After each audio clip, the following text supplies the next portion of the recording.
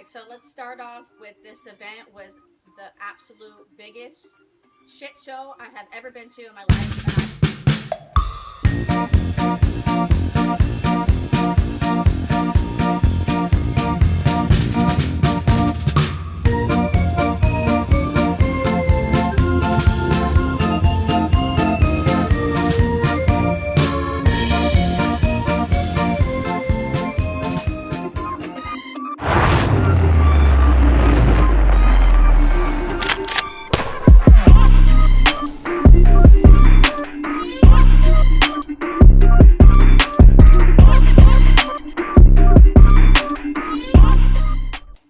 Racing at Orlandospeedworld for almost 9-10 years.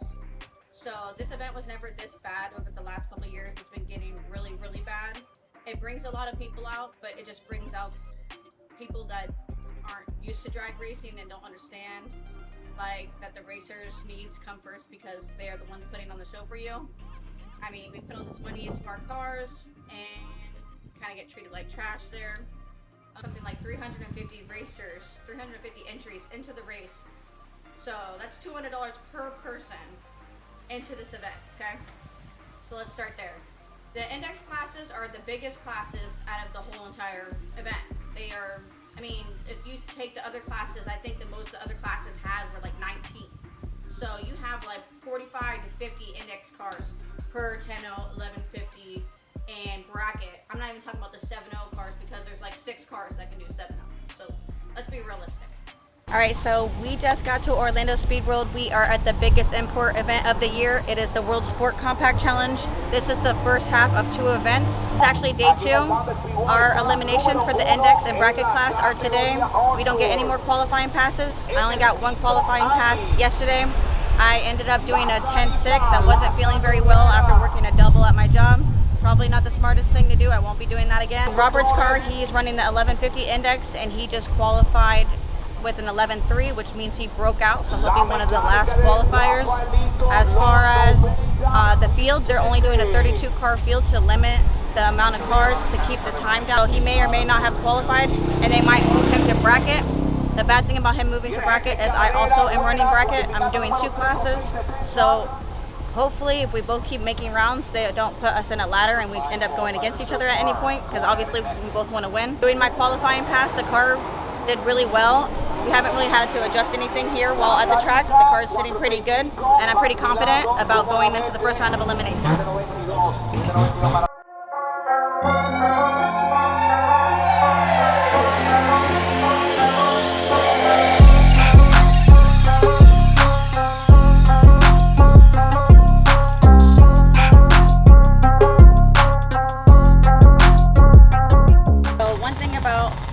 Import events at Orlandospeedworld, the qualifying normally takes anywhere between 7 and 8 hours for 1 round to complete because there is so many cars. So one thing that they've done differently in this event is they started qualifying on Wednesday. So they had 2 rounds of qualifying on Wednesday, Thursday, Friday, and Saturday, but now obviously everybody can take off the whole entire week to come qualify here. And that's just a little way that they're trying to fix it, but I don't know if there's any other options of how they're going to improve the wait times between rounds, because the conditions from the first qualifying pass at 10 a.m. is going to be entirely different than your second pass at 7 p.m. How do you take that into consideration whenever you set up the car? Like the temperature is at this point, the track is at this temperature. How do you adjust your tire pressure properly? So it's kind of like walking into being blind and going into a round of eliminations with like no background information. It makes racing here extremely difficult.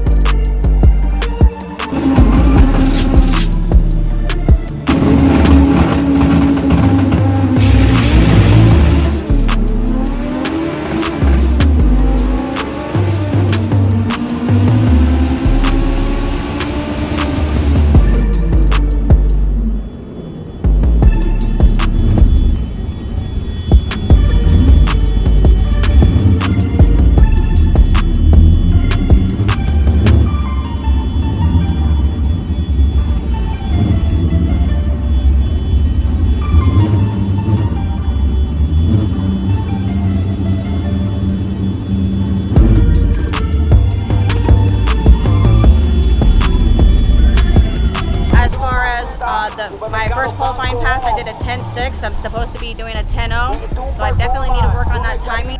You saw me, I worked a double on Thursday. I got 0 sleep Thursday night. I get to the track on Friday. I could only do 1 qualifying pass, running on no sleep. I was entirely dehydrated from working my job. I packed it up and went home.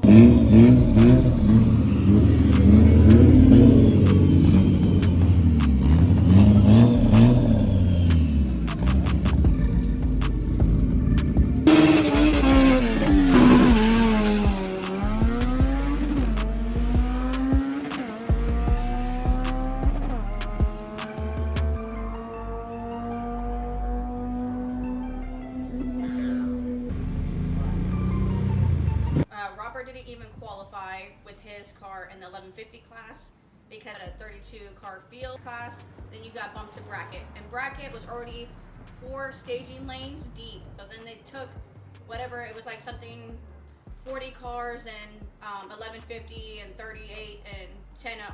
So whoever didn't make the 32 cut got sent to bracket. So they made bracket absolutely insane. So.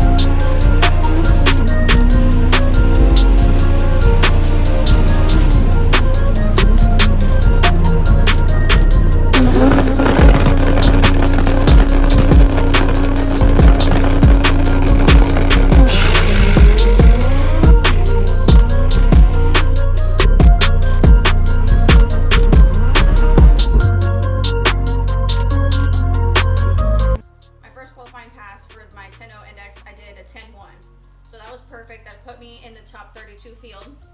I think I qualified 16. I don't know. The person that I got paired up with did the same exact time with me, but mine was like 10.197 and his was 10.195. So we were both right next to each other. It's going to be a good race.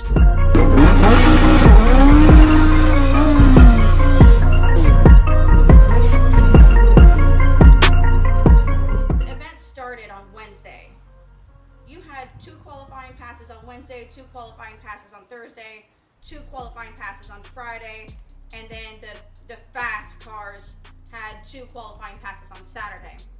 Well, index class was supposed to have eliminations on Saturday.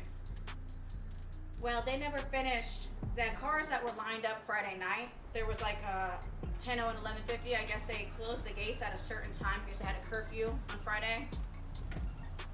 They had told them that they had to go home. They were already at the gate, loaded up, ready to go, and they said, nope, never mind. So come back in the morning, you can do your qualifying pass for the index class. So first thing in the morning, it's like 9:30 in the morning. The event doesn't start till 10. The gates open at 9, and they already have cars going at 9:30 in the morning. So either way, we're not staying on schedule.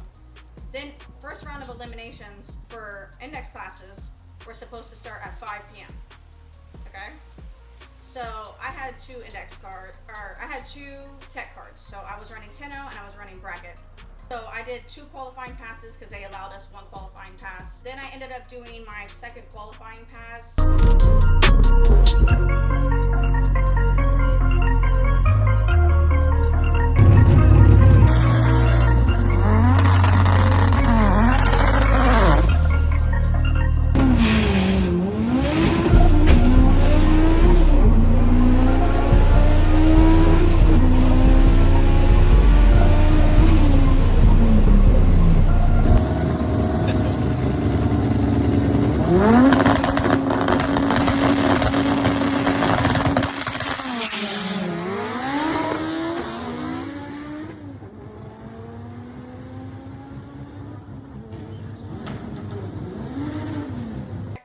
bracket, and I did my fastest time ever. I did a 9:95, which is my first time in the 9 seconds with my Honda. This is actually the fastest pass I've ever done, shifting myself. My 240, I think it was back in 2017.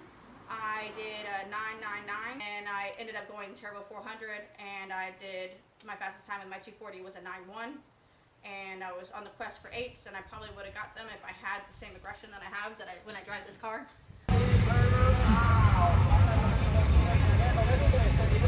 It is currently 10 p.m.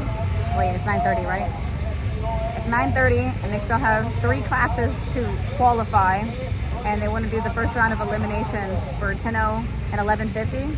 I don't think they're doing bracket tonight, but they still want to do eliminations no matter how late it gets, so we could possibly do eliminations at like midnight or later.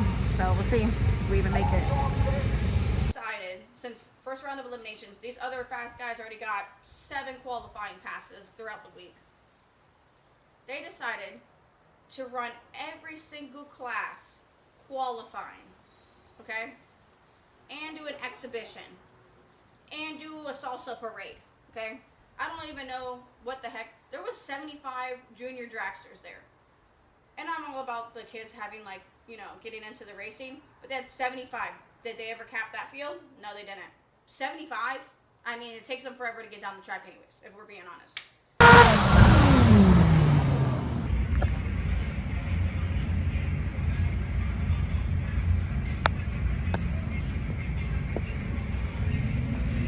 All right, so it's 11:30. The car is pretty much soaked from sitting outside, all the dew on it. I don't want to race my car in like adverse conditions. It's just not fair for us. I don't want to do a pass at 1 o'clock in the morning when I've been here since 9 a.m. It's just not a safe thing to do. And so it is officially 12 o'clock midnight, and we are about to do our first round of eliminations. And this is the one that I'm going against. So it's gonna be great. They decided to start our eliminations at 1 o'clock in the morning. 1 a.m. Tell me you don't care about a class. You just don't give 2 shits about them. They're literally just dirt to you, irrelevant. Why would you not just save it to the next morning? I would have rather you start the event at 8 a.m. than race my car at 1 o'clock in the morning. The lights at the end of the track are next to nothing. The track was completely soaking wet from the dew, and they were not prepping it. All the cars were soaked. I mean, in the video you see that my car is absolutely soaked, just pouring water everywhere. Then, so my car was completely loaded up in the trailer. Completely loaded up, you see it. And then I text and ask somebody, like, oh yeah, they called your class up. They never actually, on the megaphone, called the class. You just had to know somebody that knew somebody that your class was going. That's how they try to get you out of there. It's like such a grimy, the index is just so grimy, and you have to be so aggressive. The people that are in that class, it's rough, and you have to come very aggressive, so.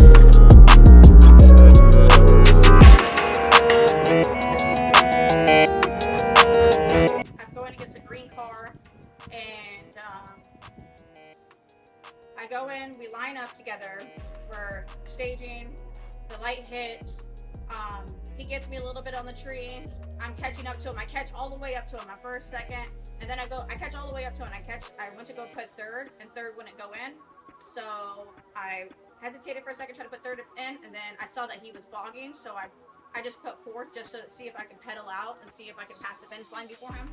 As soon as I put fourth, the car just completely died. It started knocking. I don't know exactly what happened, but as I was coming to a stop at the end of the track, it was just like a dun, dun, dun, dun, dun, dun, dun. So then I pulled over at the end of the track, and then I tried to put it into any gears, and it wouldn't go into any gears. So the motor sounds healthy so far.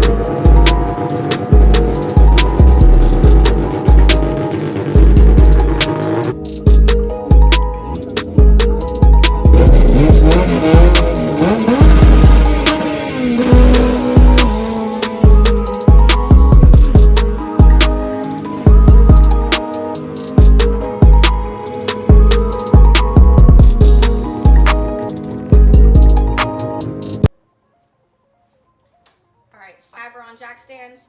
I'm gonna take her apart, see what's wrong with her. Got 5 days to fix her before Vitula. I have to finish the drift car. Don't forget to like this video and subscribe because you're not gonna want to miss it. I'm gonna see you guys next time.